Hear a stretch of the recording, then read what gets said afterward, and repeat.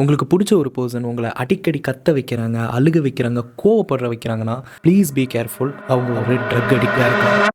ட்ரக்குனா வெளியே இருந்து வாங்குற ட்ரக் கிடையாது, அவங்க பிரெயின்குள்ளாரையே உருவாகிற ட்ரக். இது பேர் டோப்பமைன் ஹிட்னு சொல்லுவாங்க. அண்ட் இந்த ஓவரால் மெத்தட் பேர் ரியாக்ஷன் அப்யூஸ். உங்களை ரியாக்ட் பண்ண விட்டு அவங்க போதையாக்கிக்குவாங்க.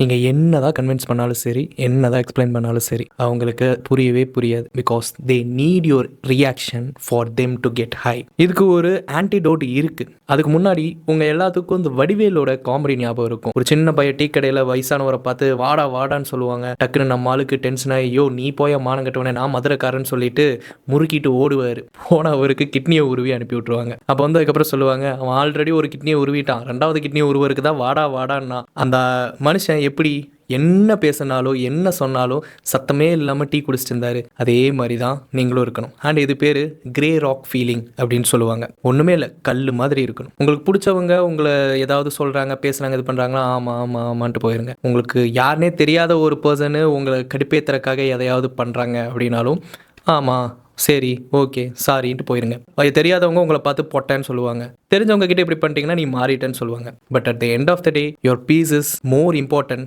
தேன் தயர் கேஸ். அண்டு சொல்கிற எல்லாத்துக்குமே எமோஷன் ஆகி ரியாக்ட் அண்ட் ரிப்ளே பண்ணிக்கிட்டே இருந்தீங்கன்னா அது ரொம்ப ரொம்ப danger. Because if a words can control you, anybody can use that against you.